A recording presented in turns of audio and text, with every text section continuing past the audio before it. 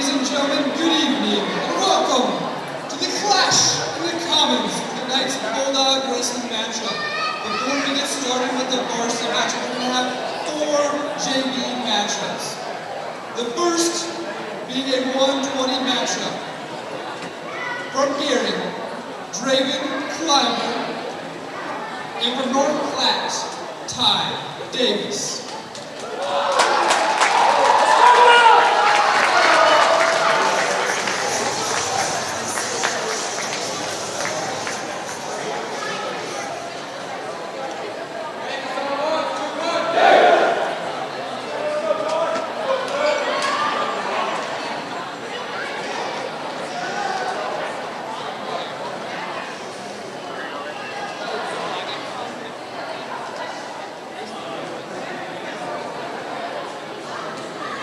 Testing 1, 2, 3, testing 1, 2, 3. Hey everybody, this is Paxton Gordon here.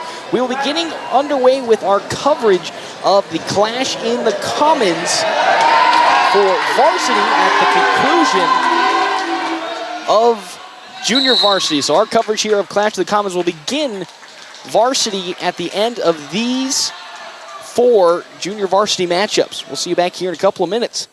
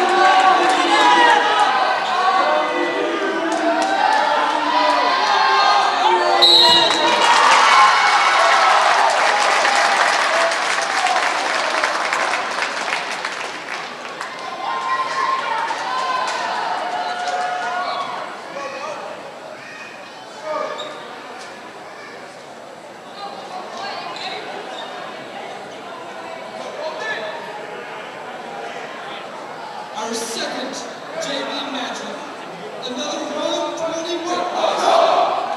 From Aaron, Maddox, Gardner, and from North Platte, Roman Ochoa.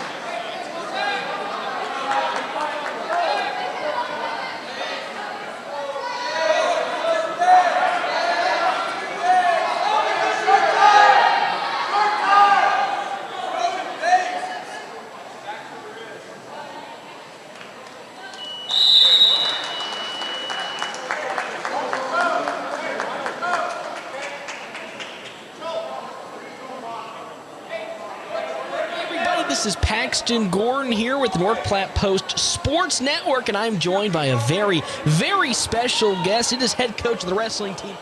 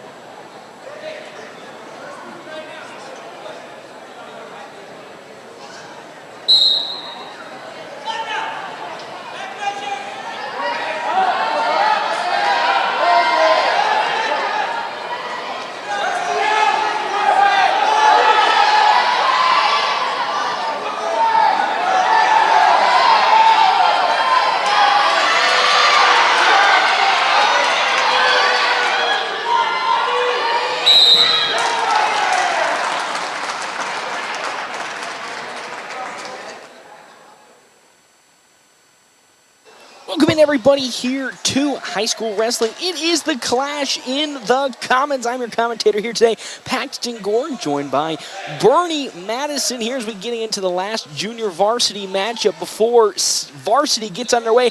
And before we get into that, we are going to have a special sit-down interview here with head coach Dale Hall before the start of varsity. Take a listen in here. Dale Hall sat down with me earlier today to discuss the start of today in the Clash in the Commons. Hey everybody, this is Paxton Gordon here with the North Platte Post Sports Network, and I'm joined by a very, very special guest. It is head coach of the wrestling team, Dale Hall. He is here getting prepped for not the Battle of the Bricks, it's the Clash in the Commons. I know, a quick little change of scenery here. Coach, how you feeling about tonight? It's gonna be great. We're excited. It's gonna be a different environment for the kids. Gonna be loud, because in the Commons area you hear everything, so we're excited to get this duel going. Now again, it was supposed to be put into the downtown area of North Platte before Mother Nature had some different things to say for us. How you've talked about the loudness of the Commons area, but what other types of differences is there from preparing for being outside to really late into the call going back inside? I mean, the biggest thing was Mr. Rhodes and the activities director side of it, doing all the legwork for outside on Battle on Bricks, and then having to change. So he's really kind of worked his tail off to make sure that we have something different and unique for the duel this evening. So yeah, the students again back inside. It's almost, I would say, like a normal meet that they will have together, but much special because essentially it's almost like, I wouldn't say the Super Bowl, because we'd of course hope state would be the Super Bowl for all of the wrestlers out there here for today, right. But almost like the Daytona 500. You're starting it off with a bang and then might even end it with a bang. How pumped have you been seeing through all the practices and the days leading up to today's event from the wrestlers? Oh, I think the kids are always excited about doing something a little bit different, and I know myself. I'm ready to get this duel going and see how the kids compete in their first meet of the season. Now, for the varsity, anyways. So now it is going to be a little bit of a younger lineup here. Again, some of the names that we've been accustomed to over the years, unfortunately, will be out with some nagging injuries earlier on through the season. Can you just possibly give us a little injury update to those people that won't be participating tonight? Well, right now it looks Brock Robley. He's out due to his thumb still, but I think he'll end up coming back hopefully next week and get some practices in and be ready to go. I know Carter Butterfield, he ended up suffering a bit of a knee injury. I'm not real sure on the status there. But overall, we're as healthy as we're going to be. I know Ethan Jackson, he was another state medalist, or not state medalist, state qualifier, two-time state qualifier for us. And he ended up having off-season knee surgery and won't be able to make it back, as well as Emiliano Morin. So we've had some tough luck, but the guys have been working hard in the wrestling room, and we're excited to get back on the mat and see what we can do. Now again, some freshmen will be getting some experience here tonight for the Clash in the Commons. Going through the practices, what has impressed you really about these young high schoolers starting in here for maybe the first big varsity experience? Well, the big thing about all these freshmen in the lineup is I love the fact that they're ready to compete and they're not afraid of challenging and taking an upperclassman spot. They're up for the challenge and they want to compete and be able to wrestle on the varsity team. And to be one of the better teams in the state, you got to have underclassmen and a full lineup. And I think we have a nice mixture of kids in our lineup. Now, if you had to, I would say, gloss through, but highlight one big thing you're really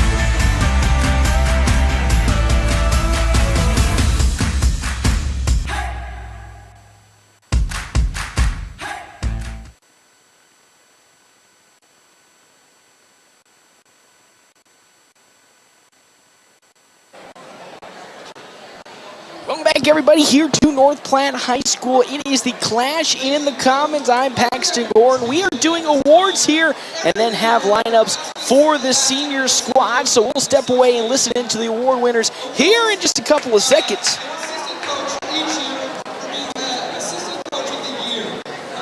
This coach does a lot in this program, wears many hats. We cannot do anything without Mr. John Little for being thank you for being this year's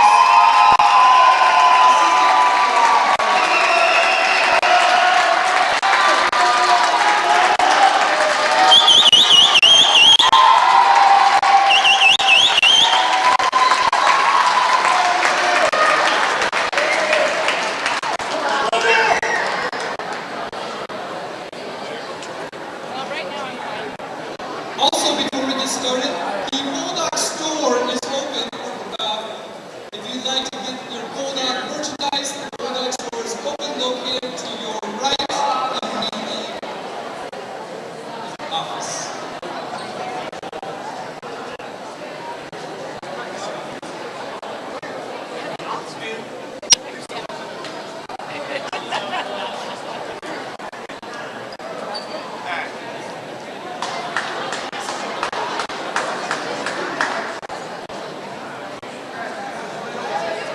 Ladies and gentlemen, good evening, and welcome to the Clash in the Commons for tonight's home opening wrestling duel for your North Platte Bulldogs. Tonight's contest is between your North Platte Bulldogs and our guests, the Gearing Bulldogs. North Platte High School is committed to the sportsmanship goals of the Nebraska School Activities Association. Welcome back, everybody, here to the Clash in the Commons. My name is Paxton Gordon. I'm joined by Bernie Madison, who's across the way with me here. Yeah, he gets all excited. He's all happy. Bernie Madison, he was here last year. You're going to hear him once again. You might call him the wrestling master. You know, it's like, what's this, Karate Kid? I'm the old, I already forgot. It's been so long since I've seen Karate Kid. But you, my good sir, are the master here who will teach us, the sensei, teach us all the good tricks. So we have, of course, North Platte taking on Gehring. It's almost feels like a tradition at this point for the Bulldogs to take on, well, I would say the Bulldogs take on the Bulldogs, but they're both Bulldogs against the Bulldogs. But we're here for the national anthem, so we'll take a quick break and come back here with the start of the Clash in the Commons.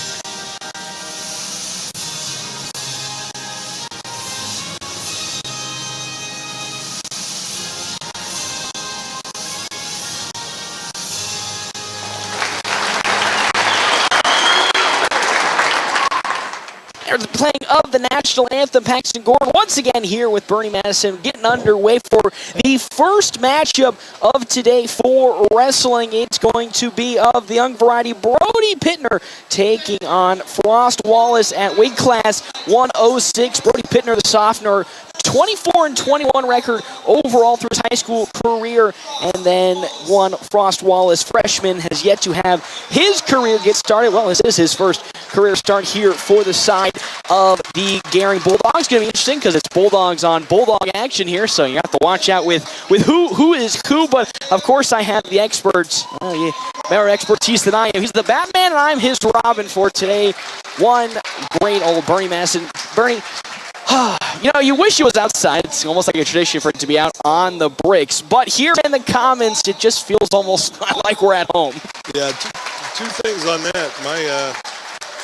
My wardrobe doesn't carry on so well with that weather we would have had outside, and I'm not really comfortable with that. So I'm really glad that we're inside. We did decide to change it up a little bit.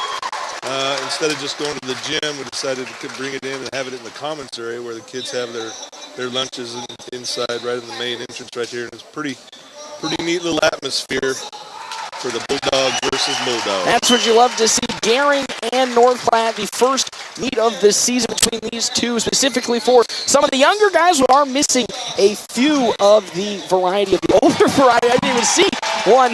Lewis Carlini getting it over here with some great view. But we are going to be missing a few Bulldogs here today due to some injury. Ethan Jackson, Emilio Morin, Jordan Yonkers, Brock Robley, and Carter Butterfield. Carter Butterfield of the variety out for the season with a knee injury, followed up with football season. But Brock Robley should be back. I've heard from head coach Dale Hall by next week, which is good to see. Of course, the senior gets some action in. But, you know, first action, I would say it's your second action. They had a little scrimmage, I believe, last week or a couple of days ago. You're already seeing a little bit of the action, and for some of these, you've seen a lot of the action. How excited are you to see not only just the fresh faces, but some of the returning faces back here? It's great. We've got a bunch of young kids that are diving in head first, and their work ethic is incredible, and we're really excited about that. Matched with the experience that we have, they kind of blend together really well, and so those older guys bringing those little younger guys along, and it's a fun room to see. That's what you love to see. Again, really, all of North Platte sports really getting on the younger side to start basketball, of course, young as well. And here for the senior squad, some of the freshmen getting elevated up, and then also making part of this varsity squad. They'll be seeing their first action here tonight, and of course, a tough opponent for as always it has been with Garing, one of the top wrestling programs here in the state. They've been a force to be reckoned with pretty much ever since their inception. Start off with Garing, and that seems like a great start for not only the young guys, but even for the experienced veterans to really say, hey, we started off, I got some big victories over some really tough opponents. Yeah, it's a great test to see where they're at and see where these people are setting up and how they're looking. Getting some mix in there and some quality opponents, and it kind of sets the tone for the season. Yep, that's what you love. Setting the tone for the season. Essentially, this here is almost like the Daytona 500 of sorts. It's not the biggest event of the year because, of course, state is going to be the biggest event of the year. But right here, we're starting off with a big bang. It's going to be, again, starting off at 106 for the weight class with Brody Pittner as well as Frost Wallace starting it off for the side of the Garing Bulldogs. For the junior varsity, it was blue on blue. Last year, it was blue on yellow for the singlets. Bree Madison giving me the heads up that potentially could be the black singlets here today for the Bulldogs. The new black ones. Oh, the new black ones. Adidas singlets. Ooh, Bringing out the fire. We're starting off. Hey, you start the year off with the bank, some new singlet. You love to see that. And here in the Commons area, the energy. I talked with Dale Hall. He talked about how the loudness is actually going to be playing a factor. How much of a factor does volume be in a wrestling match? You're trying to not only hear what you're thinking, but also what the coaches are trying to instruct to you. It's awesome, and just like any other activity, the louder the people get, the more energy you have. And you could be almost spent second, third period, and you're just gassed, can't get anything, and all of a sudden everybody starts screaming and yelling. You get re-energized, and it really jumps in there. But Paxton, I'd like to just reiterate, we had an award given out to John Little, Assistant Coach of the Year, and this guy has been a part of this program since we've been here 14 years ago, and he's done the little kids wrestling, the youth wrestling, and so that award is absolutely merited for that man. He's been a big part of this program through and through. Well deserved, and as we're just about to get started, there is the new black singlets. Oh, looking so good to start off between Frost Wallace and Brody Pittner to start off here for the Bulldogs. We're at 106 is the weight class. They draw for the start of the duel, and so I think we ended up at, looks like 26 maybe. This is calculations here. We're jockeying for position between Pittner And Wallace, again, 2 points for a takedown. Of course, everyone wants to get favorable position, and that's where the jostling is at the moment. Either side. 106. We drew for 145. So we're wrestling weight class 145. 145. So they must have moved. So 145 is going to be starting with Isaiah Plunk will be up first here for 145 as we draw. Plunk, down he goes, but still has favorable topside position here. Again, jockeying, getting close to the out-of-bounds mark. Garing kid got a little deep on that high C, and we ended up going to our hip and put us at a disadvantage, and the kid finishes up. And time was called. I believe they're just gone out of the out-of-bounds area. 2-0 currently the score right here. Again, thank you to our premier sponsors, North Platte Kubota. North Platte Kubota is a proud supporter of North Platte High School athletics. See them for your equipment at South Highway 83 for North Platte Kubota. Instantly getting out of it. Plunk almost gets out, and he will get the 1 point for the escape. Judge ruling in favor. That was really good. Again, top side, bottom side. Really, when you're getting to that position, well, what's the favorable spot? Do people prefer more of a top side angle, or does some prefer the bottom side? Majority would take the bottom. I mean, obviously you don't want to be back there after your opponent has taken you down. But if there's a choice to take, you want to take the bottom, because ideally it's supposed to be an easy point. Plunker made a great Granby move, come out of there and right to his feet. Again, more Johnson for position as we're getting close to the out of bounds. Now they'll reset back up. 2-1 in favor of Garing here, and that's the end. Pretty deep in there, but that should be the end. Period number 2. 2-1 currently in favor. At the moment, as this time Plunk will be able to start on the top end. Okay, that time it was our turn of choice, and so we deferred, and then they chose down, because again, they're supposed to Free get easy that point point. and tie it up. Yeah. Plunk. Or make it 3-1, sorry, I wouldn't tie it up. 2-1 at the moment. If Plunk gets up, he goes. And we pushed out of play. So have another reset. Still 2-1 at the moment. Plunk will retake the position on top side. He's doing a good job getting that hand control, trying to get those hands off their hips. And what a great takedown there by Isaiah Plunk. Great mat return, got out off his feet, put him right back down to the mat where he's supposed to be. Still 2-1, so that wasn't a 2-point takedown. We're in control on top, so if we return him back to the mat, we just stay in control. And the only way he gets out, getting those hands free, got out. And he got out, so there's an escape. And they'll fly out of play. So 3-1 now in Garing. Plunk really had, as you talked about, good control. Was able to take him down, but just able to escape was the Garing wrestler. So it's 3-1. Again, we're at 145, and that is open for the side of the Garing Bulldogs. But they are leading right now here with 1:12 left to go. In period number 3, it's 3-1 right now, the advantage for Garing. And jostling for the hand position. Be able to get some control somewhere and secure a takedown. That could tie it up for Plunk. Yeah, when you're trying to adjust them for hand control, trying to get inside control so they get a clear shot. Moving and getting heavy hands, trying to get that head control, get them bobbing a little bit, and then shoot in there. Because your main goal is looking to be get him off balance at the start. And it's Plunk trying to get for a takedown. He's looking, and now he's in a precarious situation as he's on the ground. He's about to be rolled on over. He has to get into a bridge. He's in a tough spot.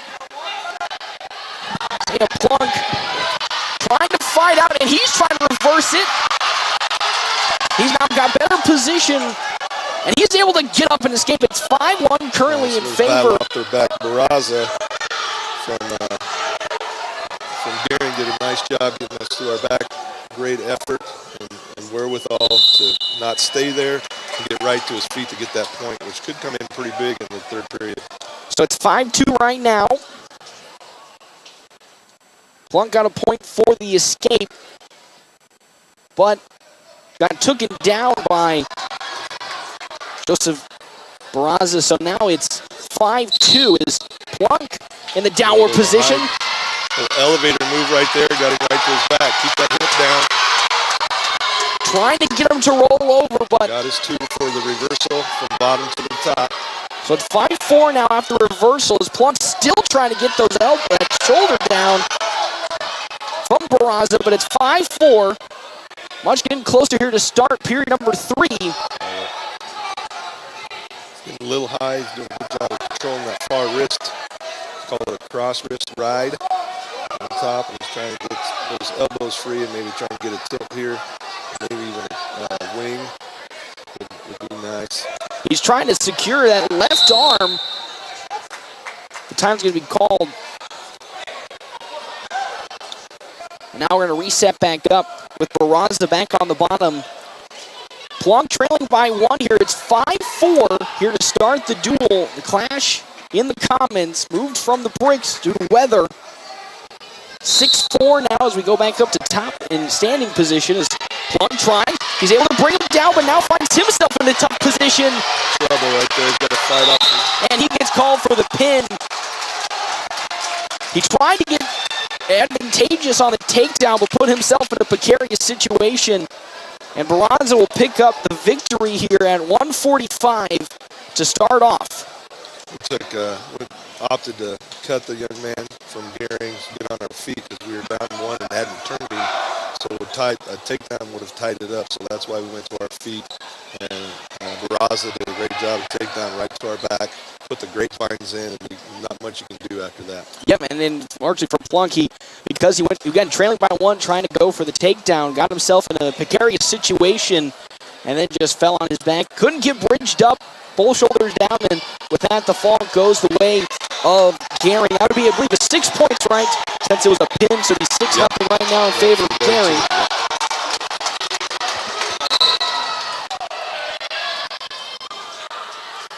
This will be a pretty good match. Hayden Brown was a qualifier last year, and I believe that Keenan Allen was also a qualifier last year. So yeah, 152 is where we're at.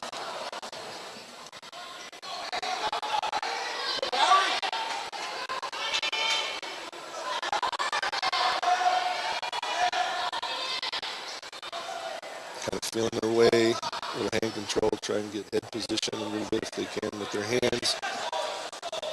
Really a mental game to start with, kind of juke and jive and to see where the opponent's going to bite and then take advantage.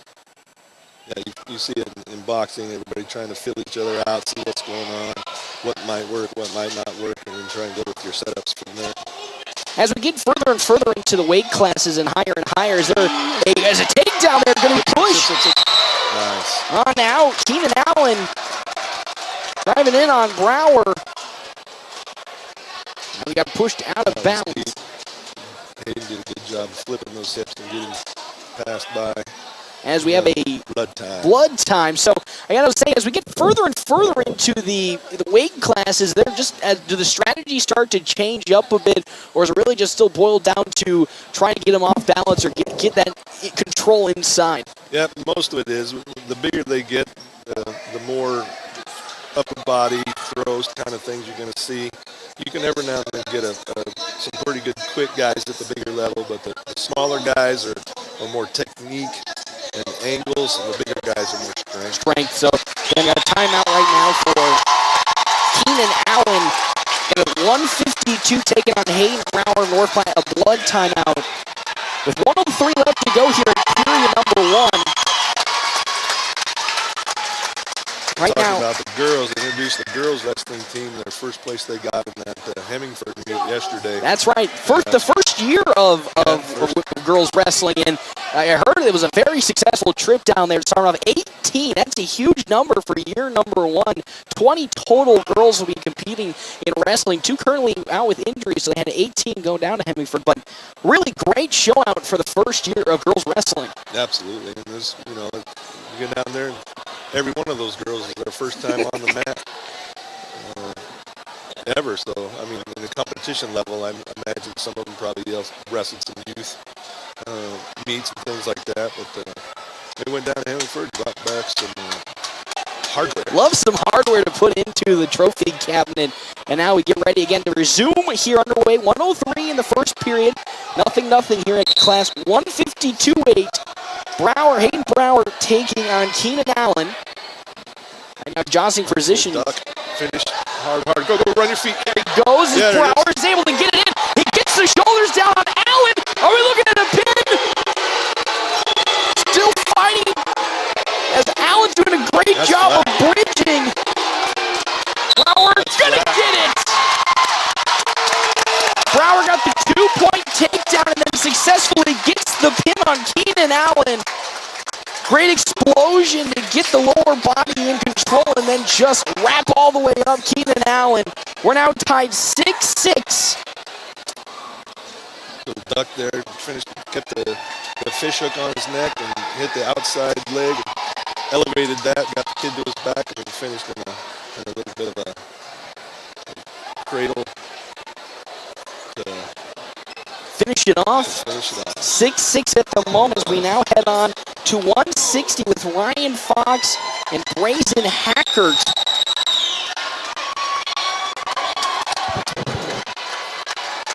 Hackers with a 4 foot, so Fox got a 4 foot. So Fox picks up the victory. Well, so now it's 6-12 in favor of the Bulldogs. Hey, we'll step aside real quick, have a quick little commercial break. Come back to more action here for Clash in the Commons. Where in the world are we? Look, it says we're now here. Dude, look around. We're clearly nowhere. You got rewards to work and whatever you want. We're now here. Nowhere. It says now here, nowhere. Now here, nowhere. Hey, you guys. It doesn't matter. They have the best gas prices and they're everywhere. Yeah! Bringing Nebraska the convenience it deserves with locations in Sidney, Ogallala, North Platte, Lexington, Grand Island, and Lincoln. Nowhere. Welcome back here to Clash in the Commons. Drew Huntsman take on Jose Barrios at 170 is where we sit. A 2-3 record for the senior Huntsman at the varsity level last year compared to 12-7 from side of Barrios in his career so far. Again, jockeying for position as Barrios trying to get the leg up and now has top position over Huntsman. Crossface inside ankle, Drew's in on the little outside single. And Barrios hit a crossface inside ankle where you can't face the guy because he's got your ankle. And so it's really hard to defend. And now he's in a little trouble. Oh, he's in trouble now. He's got to stay inside that arm, maybe catch an anchor. Trying to, as the shoulders, trying to bridge out. He has one shoulder down at the moment. Hold on for dear life. Kick it. Kick it. You're out. Kick it. And there we go. Good escape from one Drew Huntsman, but 4-0 in favor of Gehring and Barrios at the moment.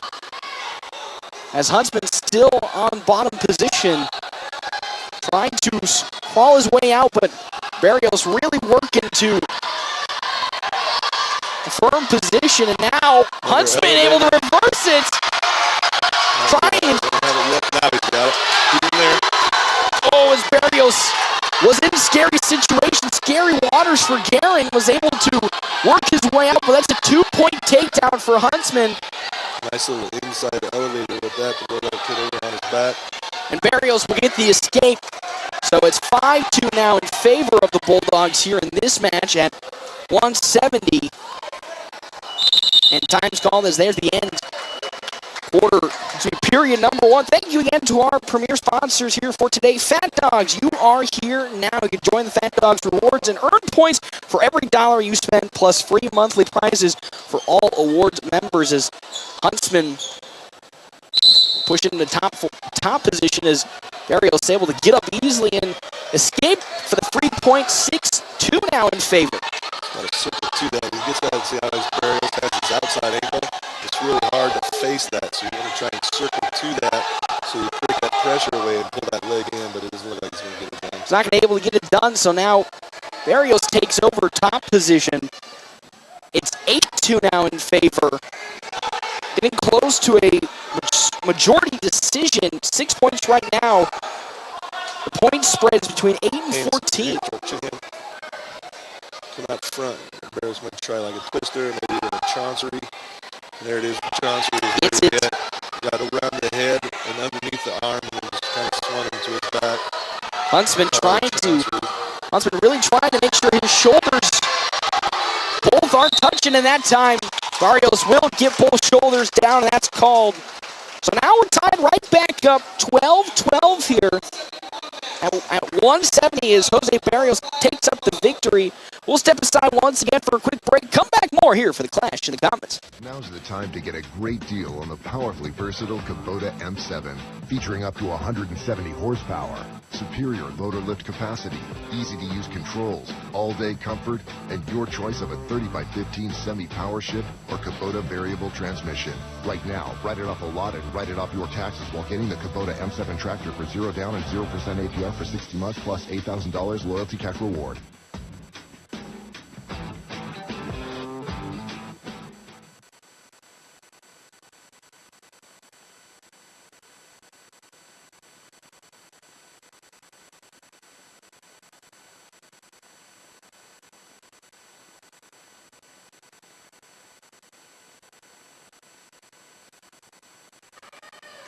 Welcome back here to the Clash on the Commons as Will Raption was going to be coming on up, but picks up the default victory as they had an open position at 182, and nobody was able to contest. So now we move on to 195, where Xavier Albertson will be taking on here against Tyon Gorsuch.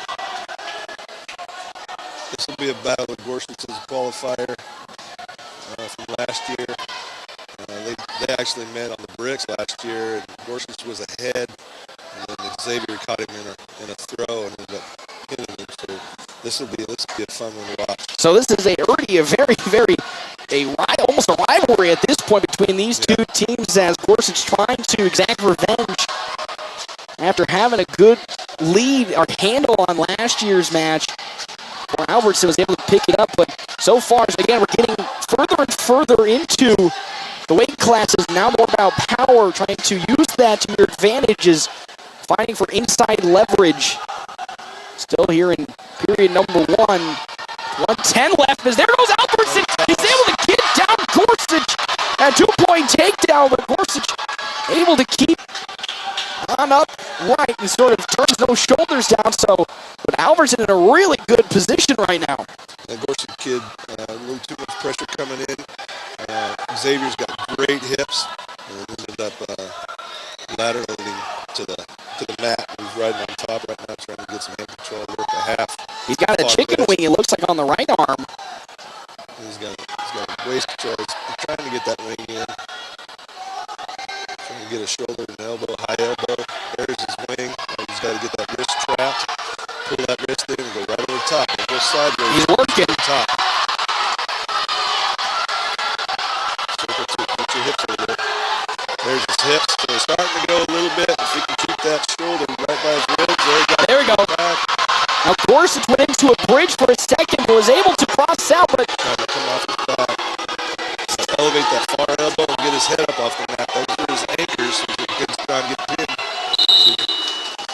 Oh, the time lucky to save Gorsuch, as he was in a really precarious situation, as Xavier Albertson really was all in control of that first period.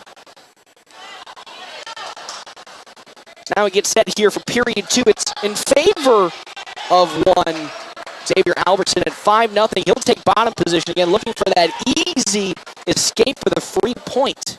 Again, it was Gary's choice this time because they're odd on the flip, so they deferred, and we opted to take down. Hopefully we'll get our point, get out of that. As Albertson really trying to get out. He will get out, and that's a free point for the escape. It's 6-0 in favor of Xavier Albertson. North Platte currently with an 18-12 lead following the default victory from Will Rafton at 182. Might be able to tell, or maybe not, but Taden was not bringing that pressure like he was when he got hit by that lateral. And down goes. Nicely ducked to the outside trip, out of bounds. And out of bounds. bounds. It would have been such a beautiful run from Albertson, but just too close to the out-of-bounds mark. So we'll have to reset. And A little too heavy with the hands there. You want heavy hands, but you can't hit a guy, or like a punch kind of thing, which wasn't a punch. It was just trying for head control. Just a little too physical, so that cost him a point. so it gets a point on the penalty, so it's 6-1 now. We'll get right back up to stand-up. Albertson still in control with 1:18 left in period 2. Got a 2-on-1. He likes to go 2-on-1. He can cast that forward to an outside single, tip to the opposite knee tap. Lost control of it, still trying to work some position. He's working, and he's really trying to work it right now. Some heavy hands to a shot, finish it. Inside trip. And he's able to take him down. Bear hug is what they call that. Paxton.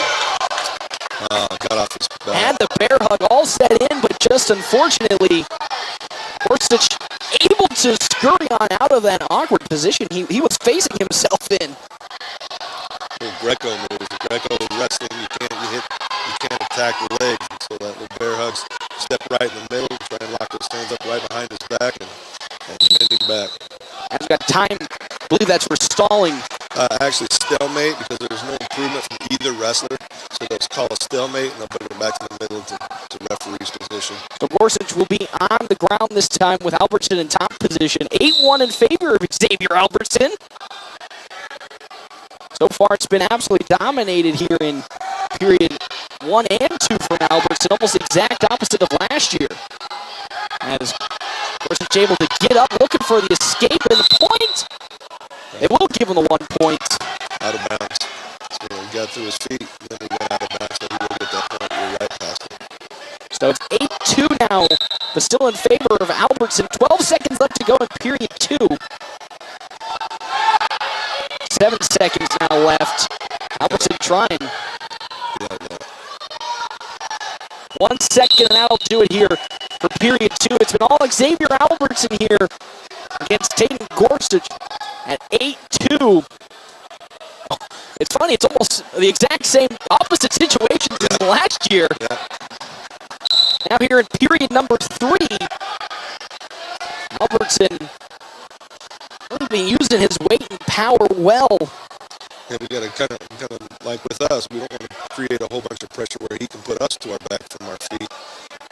Get inside control, stay in square, not really square, but a positive, explosive stance just like that. When he came up for a shot, there's that head up in the air. Now he's back in bear control. So he goes a half on his right hand.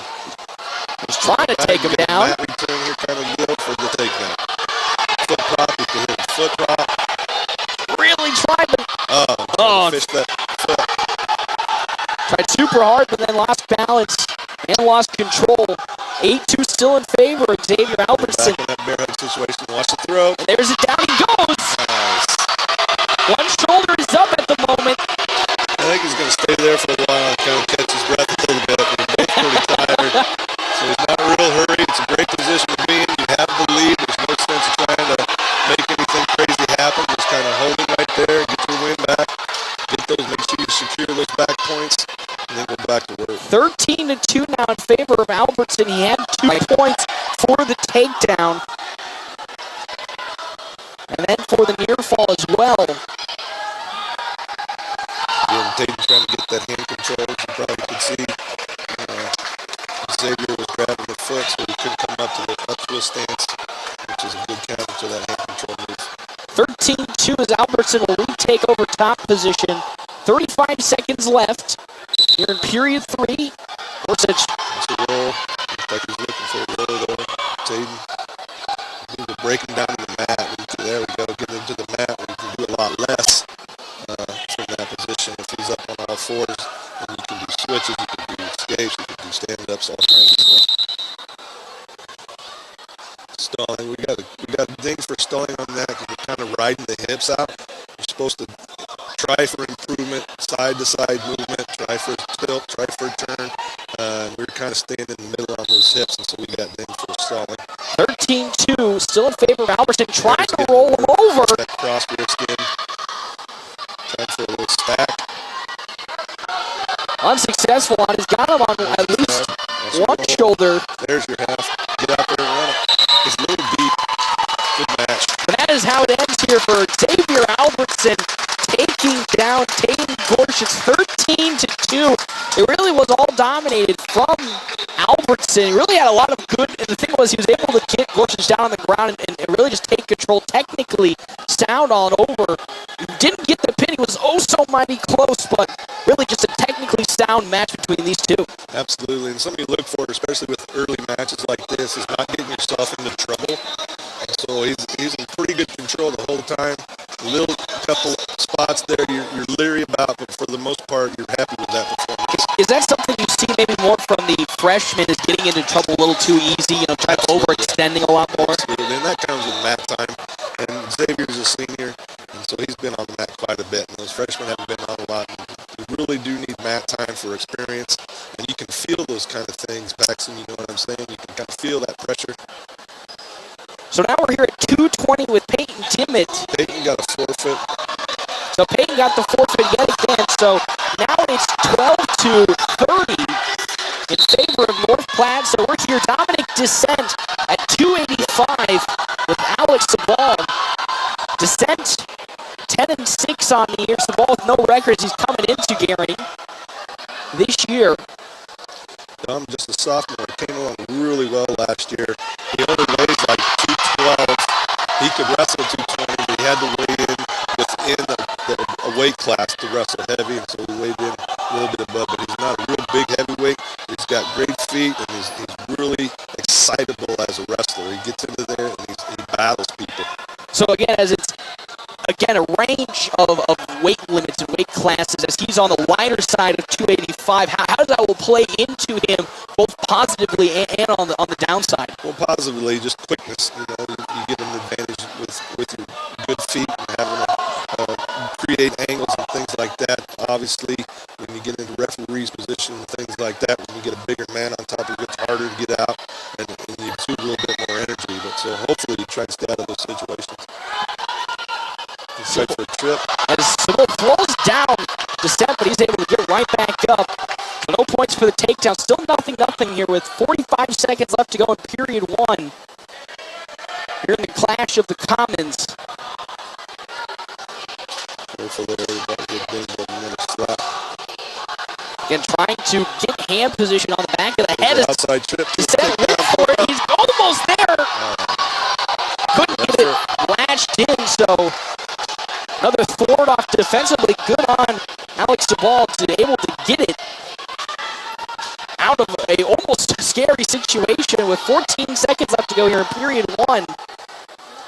A heavyweight is, everybody talks about it. It's going to be 1-1 coming into the third period, or the end of the period, because not a lot of takedowns and explosiveness coming along in the other period. So you choose down, get out. It's 1-0.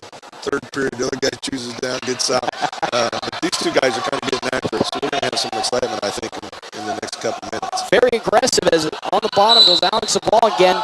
Descent gets top position, and you can kind of see the weight difference in play and the power of one Alex Sabal, able to pounce up pretty easily from the bottom position. Now 1-0 in favor of Sabal and Gary.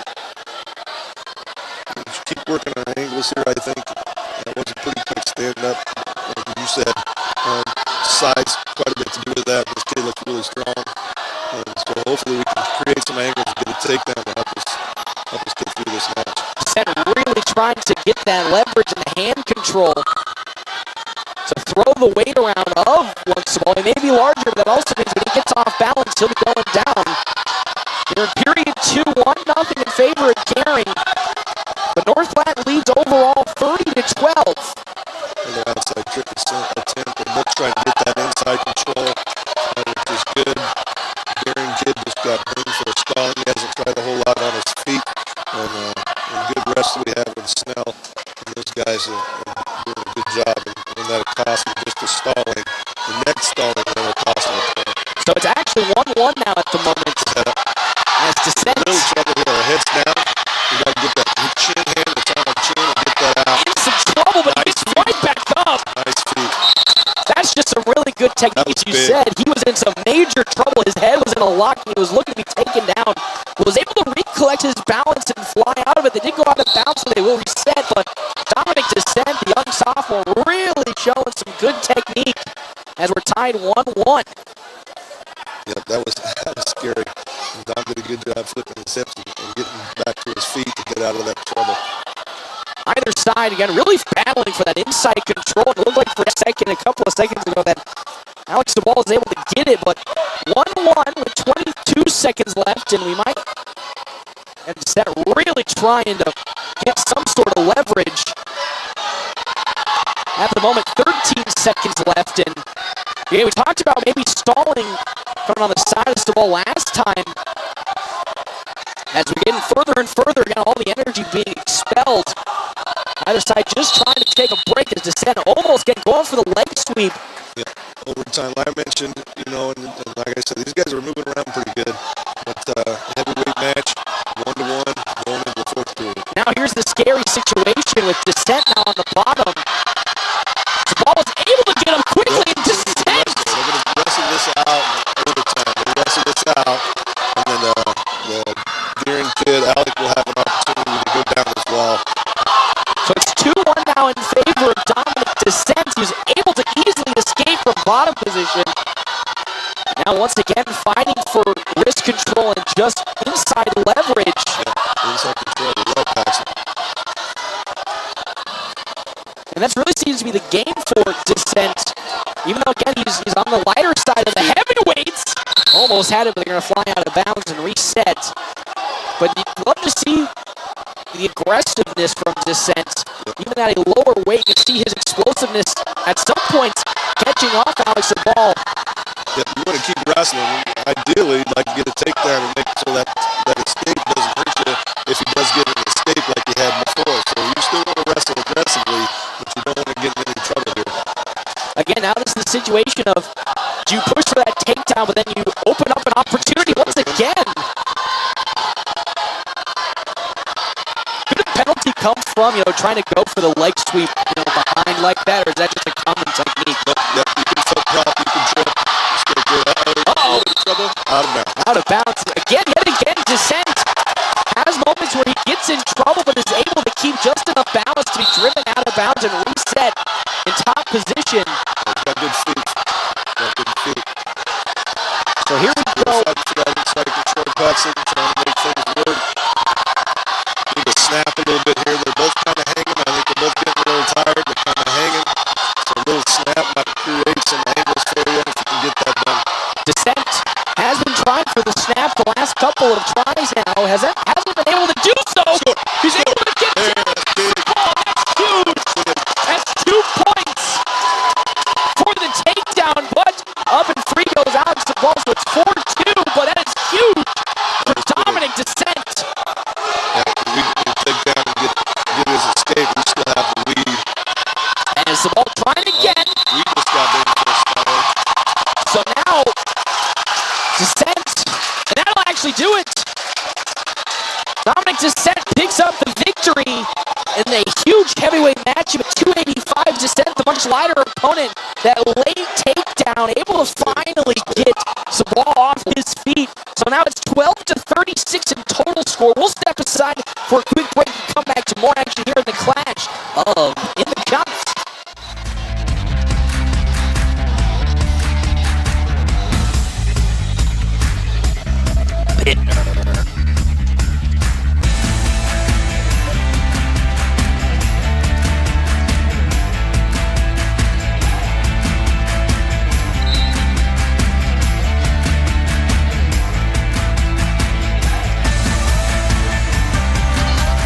Welcome back here. Brody Pittner, the sophomore, with a 24-20 record, taking on Frost Wallace, the freshman, here at 1:06. And now we get to the part where, Barry Madison said all about the speed and the technique.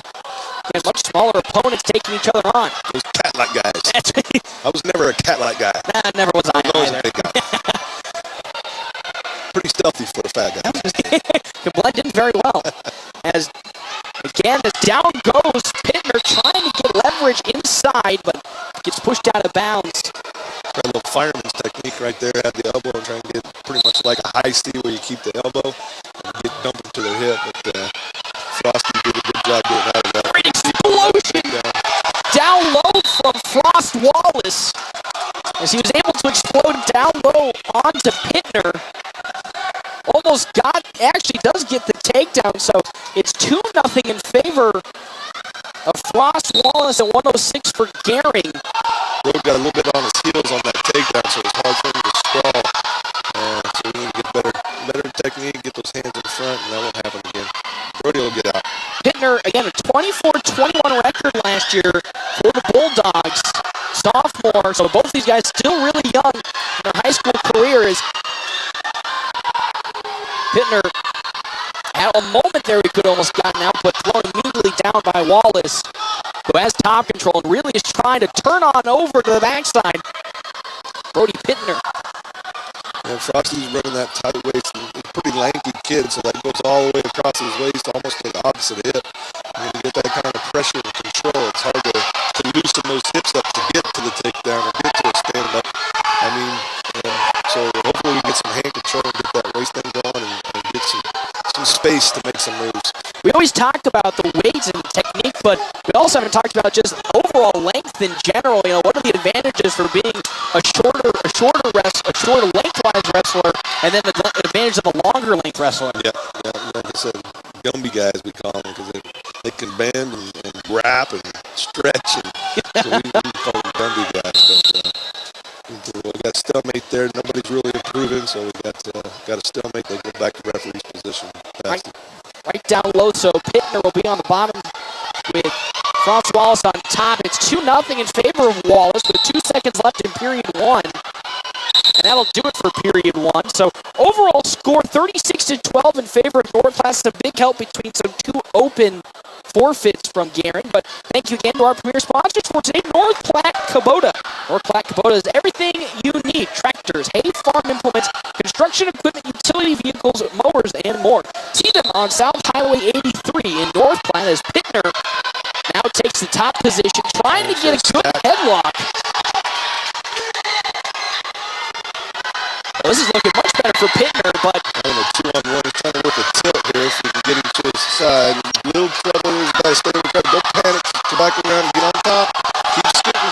There you go, good. Nice job. Don't panic in that situation. That was a good job by Brody. And that's, again, one of the things you see from a lot of the younger guys is panic. There was a slight second there where it seemed like he was frantically he was almost in a position where he was the one with his shoulders down, but able to take a little bit of a breath and they got out of bounds as he gets his leg up and takes down Frost Wallace. This is what we call an armadillo.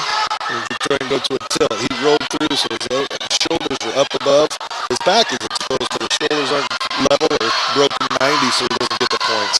So Pittner, fortunately, again, knocking those 2 points for the takedown. 2-0 still in favor of Frost Wallace as they're nearing the out-of-bounds mark, and they will finally get called out. This is a tilt. This is a way to get to the tilt. You lose your head in there. We call it an armadillo because armadillos roll up. And so he tried that armadillo tilt and almost worked for him. Maybe we can catch him in there one time. You love the creativeness coming out from Brody Pittner, though. Really trying a bunch of different sets. He has gotten much better position when he's got on top.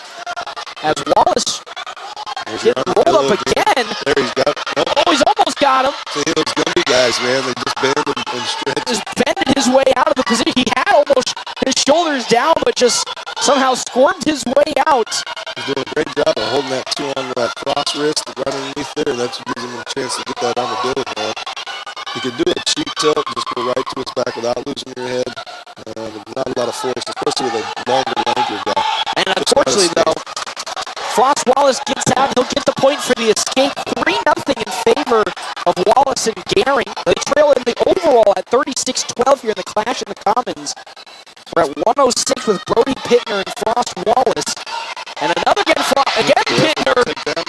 Scoot your hips. Trying. Scoot your hips. He's really trying. Okay, that's 2. That should be 2. He's got the referee's holding up 2. Okay. So he got the takedown officially, which is huge for Pittner as he's been trying so hard to get those 2 points and then go out of bounds. 2 seconds left.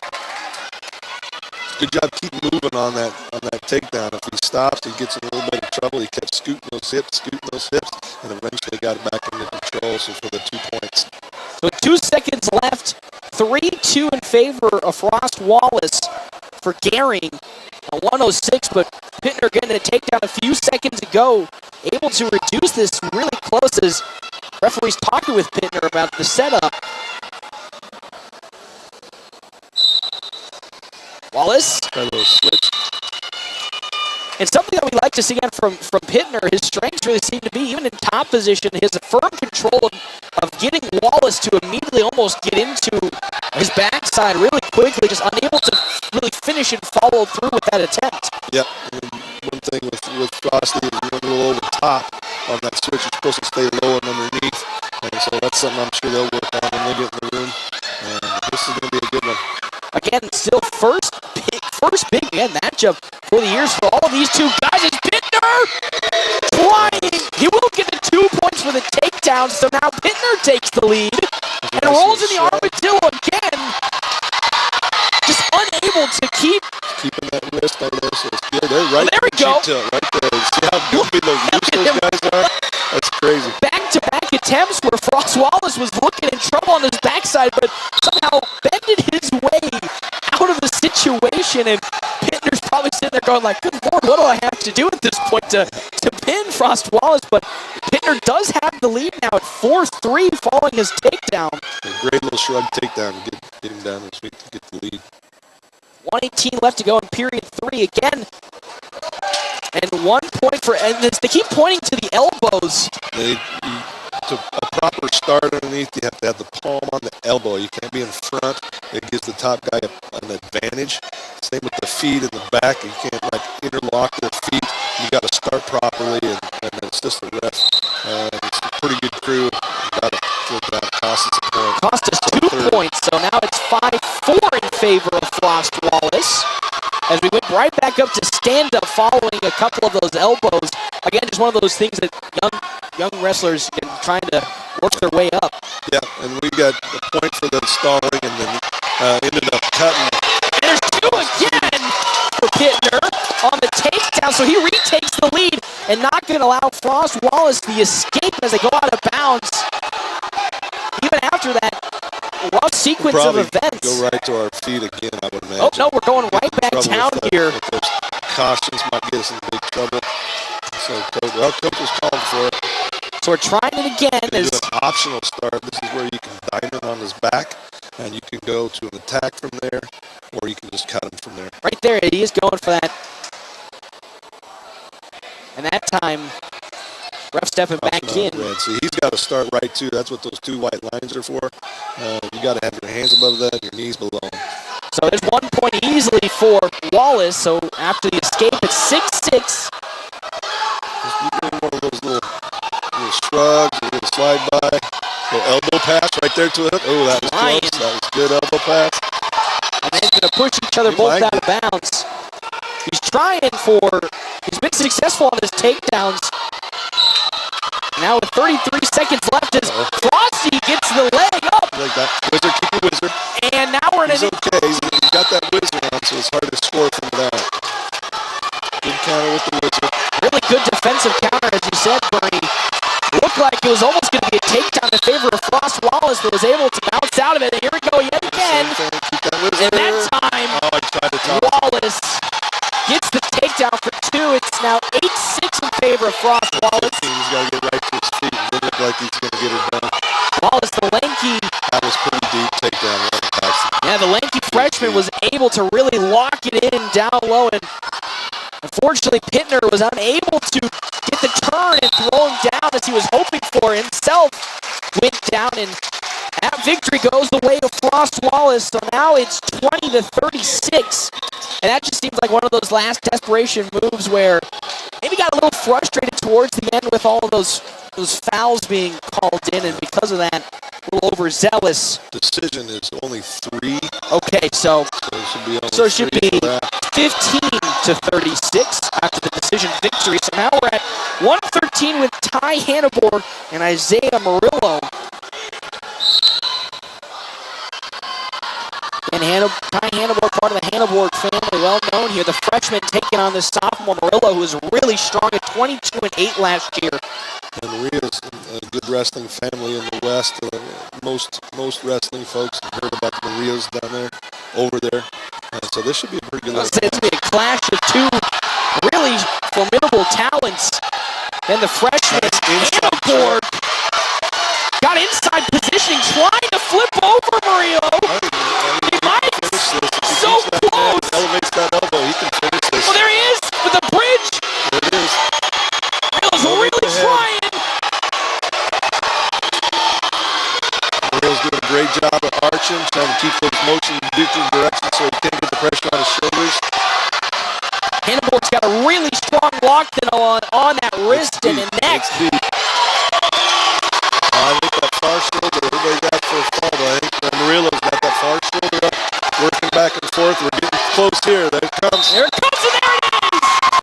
It only took him a couple of seconds, but Ty Hannaborg, in his first high school match, takes down Isaiah Murillo. And with that, was a nice little hit. So kind of a, not really an inside trip, but got that elbow deep right behind his neck, and it's hard when the guy's that deep on your head and neck to get out. So Ty did a really good job of staying with it and finishing that. So now it's senior versus freshman with Cole Weigel taking on Axton Stone. 32-15 record for Weigel last year. This is I would say, almost a disadvantage unfortunately for Stone, just in terms of experience, as Weigel at the senior level, extremely good. Great shrug right there, right to our feet. We're going to cut him, kind of work on our takedowns a little bit, build the lead here, do some different things, get more experience. So it was interesting because Weigel took down immediately Stone, but allowed him to get right back up. Is that just, again, a point-building tactic instead of really pushing for a clutch? Yep, that, and you try and want to get some experience and work some different things. You can do that, take them down, then you cut them, back to your feet, and then try and work right there. He's trying to work a blast double. So next time you take him down and cut him and try and work something else. So you can do that.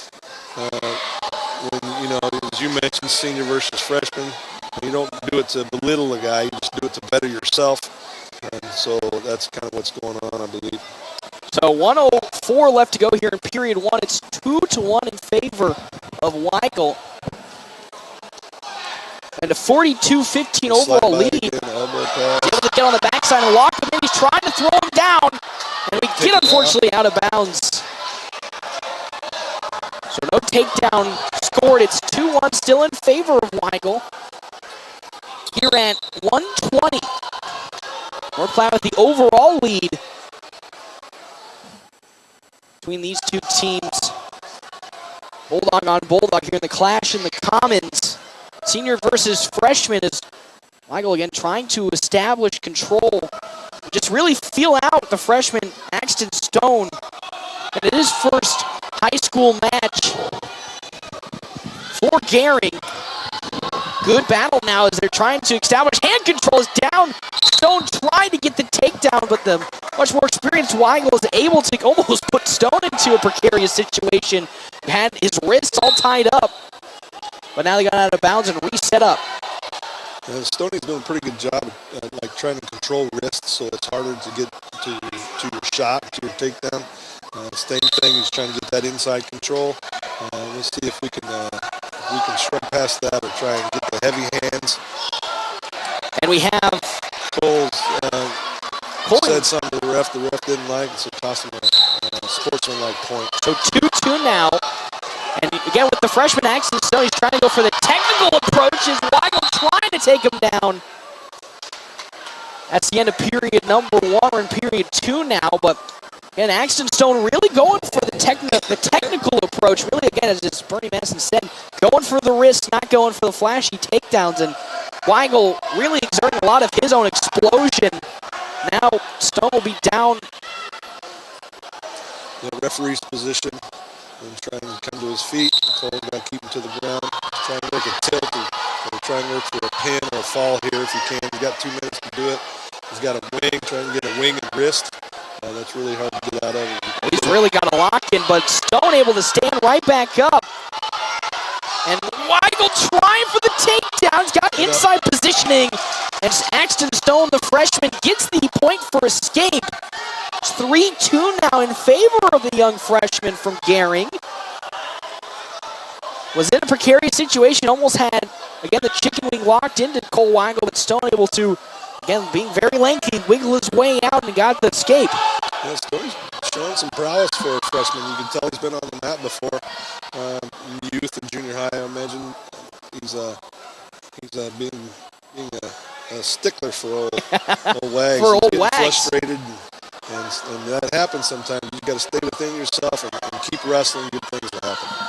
3-2 with now under a minute left to go in period 2 in favor of Axton Stone. As Weigel tried for the throw down, got some good position, but now Weigel's in a precarious spot.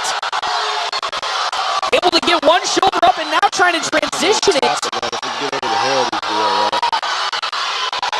Stone with the takedown. It's 5-2 in favor of Axton Stone, but Weigel able to get out, and now we'll have a stalling call. Just stalemate. Nobody could improve. They're all tied up, so they're going to get them back to referee's position. So Weigel will now go down on the mat. Really strong takedown and good technique from Axton Stone to take down Cole Weigel as he went for the hip toss, but just couldn't fully lock it in. Yeah, went to the well too many times. He run that shrug takedown, and Stone ended up going to a roll to get us in a lot of trouble. So now with 16 seconds left, Weigel trying to get the escape for the point, but right now struggling to, he's got himself in a, it looks like a chicken wing for Weigel, or he's trying to get out of one. Yeah, just got to post that hip on the mat. As time's called, and that's the end of period 2. The freshman, Axton Stone, with a 5-2 lead over the senior Cole Weigel here in the Clash in the Commons. First big event for either squad, really the first time we're going to see these guys all year. Weigel once again tried to levitate out. Now Stone has both wrists. Trying to pull him back and rotate on over, but Weigel gets one out in the way. Maybe a stalling or a stalemate here in a little bit. You see, neither one's working very hard. It doesn't look like. The guy's staying parallel to our body. And right there, he's got some knees coming up where he's going to try and get that wing tilt. So he's got the wing in and trying to get across the opposite shoulder and then tilting toward that wing shoulder. trying to get head position. Trying to get control. Working that hand control is the best thing you can do and end up for a stalemate. And there we go, the stalemate finally on his. See Weigel getting a little frustrated with not being able to sneak on out. It didn't turn out the way I thought it was going to turn out. Cast himself a handful with the freshman Axton Stone from Gering. Once again, Stone trying to lock in the chicken wing on that left arm.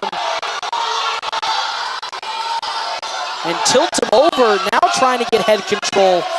But Weigel able to get out, and he's motioning to the ref. Same deal, because we're kind of locking our feet and our knees in together so we can't climb and to build to our base. And then staying parallel instead of working for position and improvement. So we did get installing for that. Weigel once again on the mat on the bottom position as Stone. He's got 45 seconds left here in period 3. Weigel trying to snake out as Stone is really locking in deep here. Trying to fight for the wrist as Weigel's able to get out of it on one side. He's got good hips. Stone's got really good hips, keeping that pressure down on those hips. Working up top, trying to get tilts and turns and halves. Once again, another just a stalemate. That time nobody's improving. They both were working, so they ended up, let's get him back to the referee's position. 5-2 still in favor of Axton Stone. Weigel this time going with a different approach, kind of leaning a bit, but again, Stone gets the positioning going for the wrists.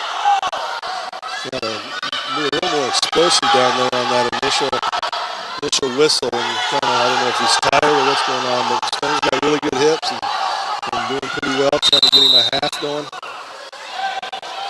Now 1 point. He's stalling again, so that would be a point for us again because he's staying parallel, not working side to side. He did have a half in, but he wasn't wasn't dedicating himself to it, so we ended up getting the fouling call. So with 1 second left, though, that'll do it. Weigel, again, towards the end, just the technique of one axe to stone. Pretty tough, man. He did.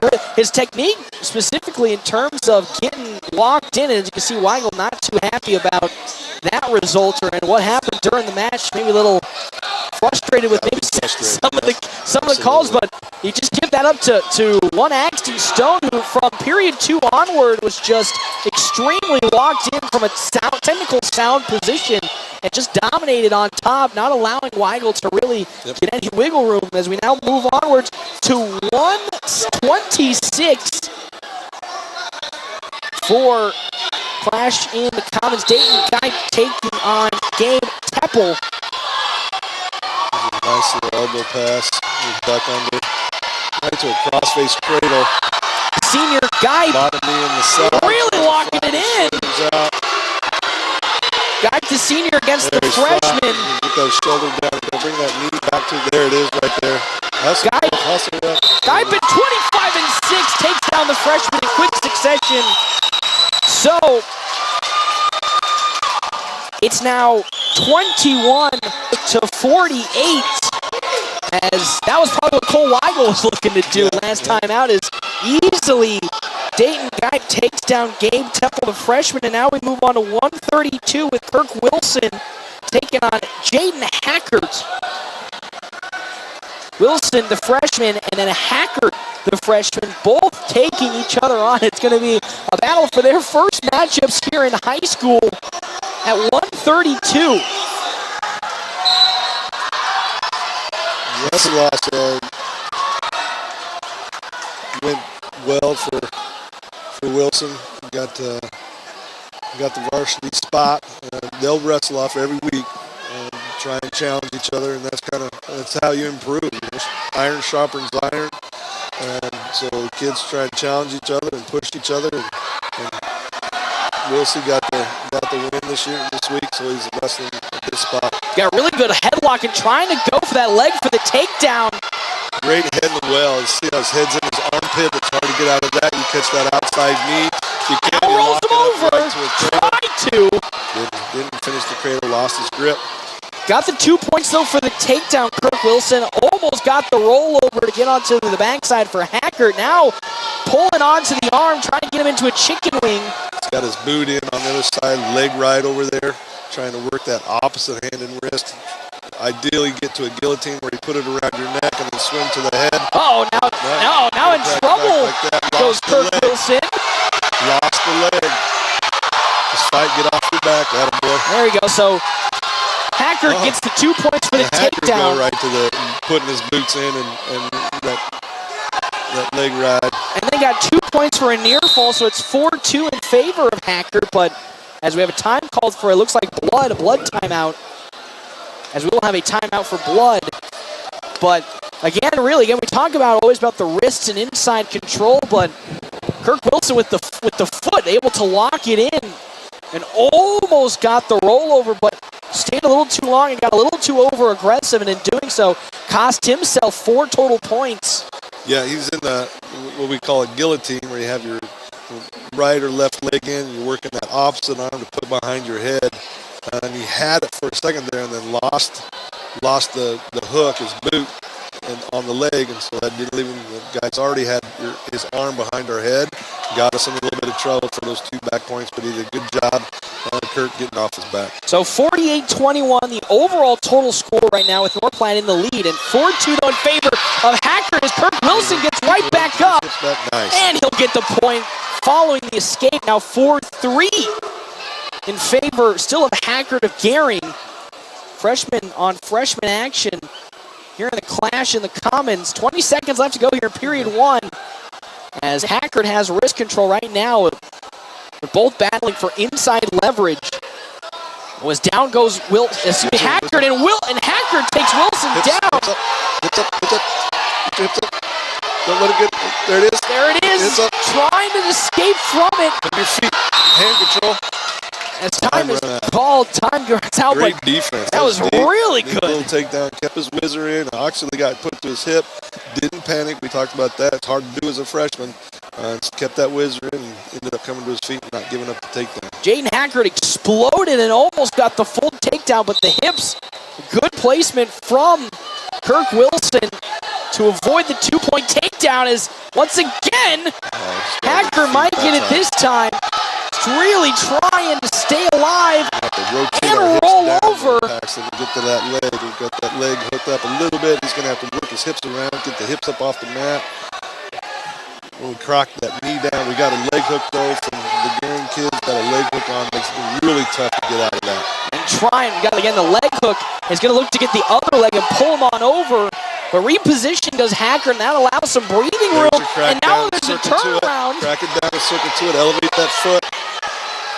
And that time Wilson able to switch on over. That looks pretty deep, but Hackert's able to roll out of it. That's locked. Isn't it locked? That looks locked. On my side. Wrist. I'm sorry, his hand was on our wrist. He did get 2 back points there. So it's 6-3 in favor of Hackert. Again, getting the 2 points for back positioning. Good little scramble there. That was good fight and battle. And once again, down goes Hackert. Oh, super close. Oh, he did get the 2 points, did he? The escape. Nice. So he gets the 1 point for the escape, 6-4, but really, these 2 kids are getting there. They really are, and it's really just Kirk Wilson trying so hard to get that rotation on over, and then on the side of Hackert trying to finish the takedown himself. So with 42 seconds left in period 2, it's 6-4, the advantage for Hackert. He's trying to swipe away here at 132. Hackert once again going. Short offense. He's trying to get that reshot, leg. not bad reshot. And The shoulder throw. Down. Can he roll it over? Keep those hips down. Rotate around. Nice. Nice. He gets the 2 points for the takedown. Does Kirk Wilson now has top control, trying to lock something in, but has 9 seconds left to do so.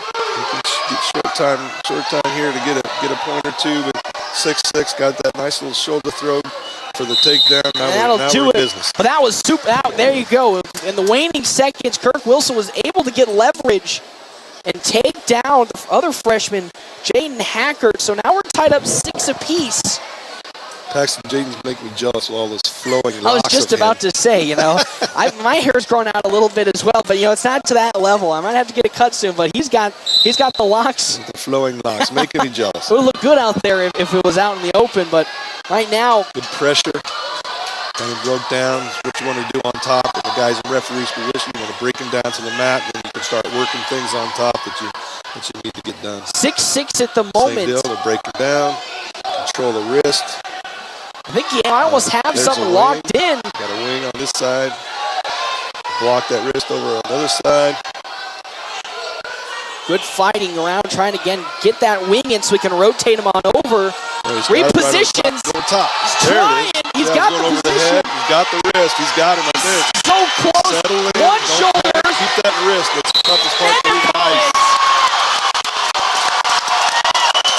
That time, Kirk Wilson was able to get the full rotation, was able to lock it in. The wing rotated and pushed on over Hackert, and picking up the victory was one Kirk Wilson. So now it's 21-52 as we progress on to 138 with Jace Kennel and Reese Knight. This should be the last match of the night. Reese Knight, the freshman, taking on the junior Jace Kennel. Kennel 38-11 last year, so really strong wrestler. Hey, thank you though again to our premier sponsors for today. Fat Dogs, earn 500 points with a purchase of $50 or more this December when you swipe your Fat Dogs reward card. Oh, don't force it. As you had a nice little cobra set up there where you have the leg and the head and the arm and the near leg, and you try and stretch him out and get him turned to the back, and he forced a little too quick, didn't stretch him enough, and lost control of it. But that was a nice looking little attempt. both go out of bounds, so we'll reset back up. Standing 0-0 the score. North Platte with an overall 52-21 lead. As good explosion down from Reese Knight to grab the leg of Kennel and try to take him down. Still still has that locked in and now in a much better position. Scoop, scoop, scoop, scoop. So trying for a switch there. That was a good takedown. It's a good takedown coming in from the freshman Reese Knight. He'll get the 2 points on Kennel. I'll be ready to wrestle off the whistle. Say that fast. Yeah, say that 3 times fast as Kennel tries to get the escape. He's up and then timely called. It's potentially dangerous. We had a wing, or he had a wing on us, and so the safety of the kids, if we get taken back to the mat, that really exposes that shoulder. Same with a half. If we have a half and go to our feet, they'll call potentially dangerous and start them again. So now once again, down on the bottom side is Kennel with Knight up top. Has a good lock in. Wing that half. He's got a half on top. He tried to wing it off. Now he's going to go for a throw and go.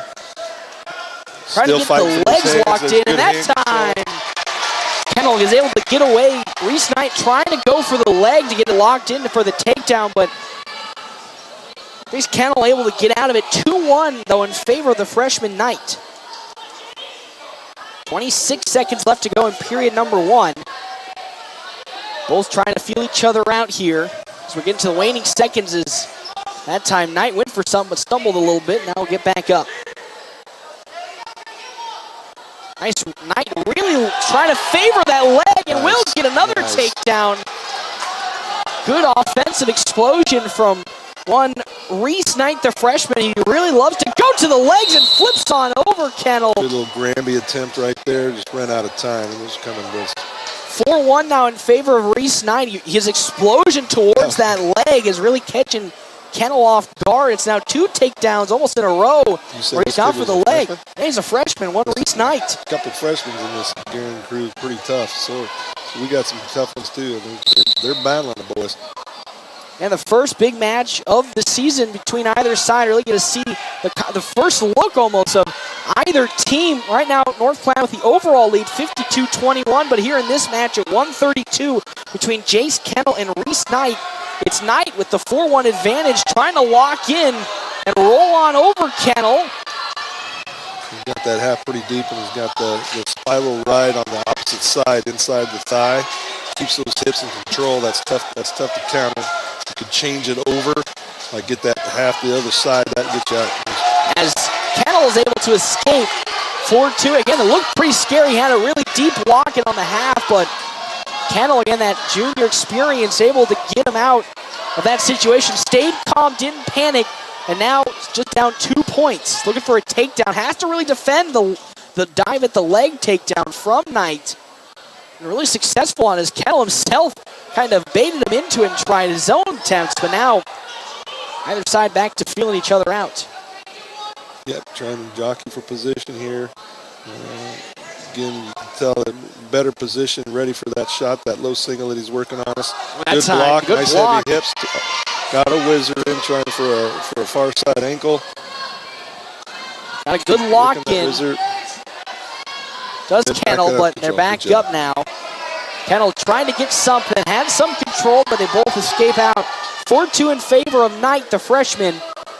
Kennel, his own attempt, going right for the legs for a takedown. Can't do it, but will push him out of bounds. And will reset back up standing. Or excuse me, yeah, we'll be setting up, looks like standing here. 4-2 in favor of Reese Knight. Start off. Last match of the night between Gering and North Platte in the Clash in the Commons. North Platte with the 52-21 overall advantage. Good stance. Oh, nice shot. Nice. There's a nice somewhat defense. Sweep, kind of like a nice ankle pick across. Just run out of time. It's unfortunate. Again, Kennel getting more and more used to that attempt at the legs from Reese Knight. That time, if he had more time, might have actually gotten a pin. He had a really good positioning as we're going to have looks like a blood timeout. And a little duck on us, and then Jace did a good job of countering with that far side ankle pick, which put him on his hip. Got him in a little trouble. Just ran out of time. I think we would have got that one, Pat. And again, that's what I experienced, as we talked about earlier, with Weigel going back to the same well. Here with Reese Knight, he keeps going back to that leg attack. It's been successful on 2 takedowns that have gotten him this 4-2 lead, but the experienced Weigel, again, not going to be fooled the third time. If he had more time, had a really good lock, and was just about to turn over one Reese Knight, but Now here we go with Reese Knight on the bottom and Kennel on top. Control this thing, try and get him breaking down to the mat. There's a good half. Oh, he's of got our a own, good- kind of a little Mills half, and you get really, really heavy on top. Trying to get that arm. He has a good sewing on the back of the neck and trying to get that arm into a chicken wing. Really good positioning, but Knight able to break out. Keep going. You got to keep that pressure on. So he's getting his hips out so easy. Get back to that pressure, get those hips in control, and try and work on that wing again. He's almost there with it, trying to turn him on over. Another lanky type kid, pretty gangly, another Gumby type guy. Really bending his body to stop the turnover attempt is Kennel really trying. You got wing half, so you can go wing one side, half the other side, which is hard to get out of. He's getting it locked in now. Those elbows, trying to get that half deep. We got him pretty flat. We're getting our back points right now. Just trying to get him back down to level or not. Like I said, he's a pretty loose kid, flexible. A little high right now. We control that stuff and try and keep him nice. And there's the official final pin. Kennel had it locked in pretty deep. And with that, down goes Reese Knight as Kennel picks up the 6 points in the final match. But again, Reese Knight giving up to him. 2 quick takedowns down low and had some really good positioning in the first 2 periods. But it all came down to the bread and butter in period number 3. And Jace Kennel picks up the victory. So it's 21-58 now. But that'll do it here, though, for the Clash in the Commons. A lot of stuff to work on, but there's a lot of great things we saw tonight too as well. So they'll play out. We're going to go to Kearney tomorrow. Yep. And wrestle a little tournament down there and see if we can improve on that. But we'll darn sure take it. You know, like you mentioned earlier, Gearing is always, when you talk wrestling, Gearing is always in the conversation. And so it was a nice little match. And so we're tickled pink to come out with the W. Come out with the big W, but on either side, again, a lot of good action, not between not only just the older experienced members, but those freshmen, again, getting their first opportunities. Again, as you said, earning the opportunity through a sort of in-own squad competition to earn the varsity spot. A couple of them were able to get that victory, and they showed out some really good performances. Of course, things that needed to be worked on defensively, but I think overall a really good floor has already been set here, not just from North Platte, but from Gehring. Also, really, both sides have some tough freshmen coming on in. Like I said, same with them. Obviously, a couple times kids get caught, and some of their kids doing really good things. You know, like the Waggle match. That kid was initially, we took him down, cut him right to his feet. Thought this was going to be a different story. Refocused, and the kid did a great job. And so they've got the same thing. And I'm sure everybody in that first match, a lot of stuff that we're doing well, and there's a whole bunch of stuff we need to get better at. So yeah, that'll do it here for the Clash in the Commons. Thank you again, one Bernie Madison coming in, being my color. Louis Carlini working the video board today, looking also good out there. He's got the thumbs up now. And 18. Thank you again to our premier sponsors here today, North Platte Kubota. North Platte Kubota is a proud supporter of North Platte High School athletics. See them for your equipment at South Highway 83 and North Platte Kubota, and also Fat Dogs. Every Wednesday, get double rewards points when you swipe your Fat Dogs rewards card. You can spend your points just like cash on anything in the store. Again, here from North Platte High School for Paxton Gordon, Bernie Madison. Thank you so much for joining us for the Clash in the Commons Wrestling. Heading on out to Kearney for a tournament. They'll be taking again on the Kearney Bearcats. We will then see you tomorrow on FM 98.1 and AM 1410 for North Platte College or North Platte Community College basketball here between the Knights and Laramie Community College. We'll see you on then. Here we'll take it away with a couple more commercials right here, FM 98.1 AM 1410, but of course live streaming as always, NorthPlattePost.com.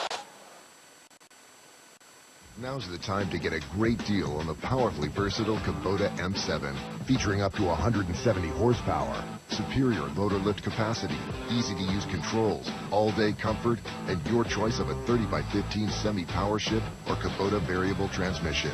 Right now, write it off a lot and write it off your taxes while getting the Kubota M7 tractor for 0 down and 0% APR for 60 months plus $8,000 loyalty cash reward.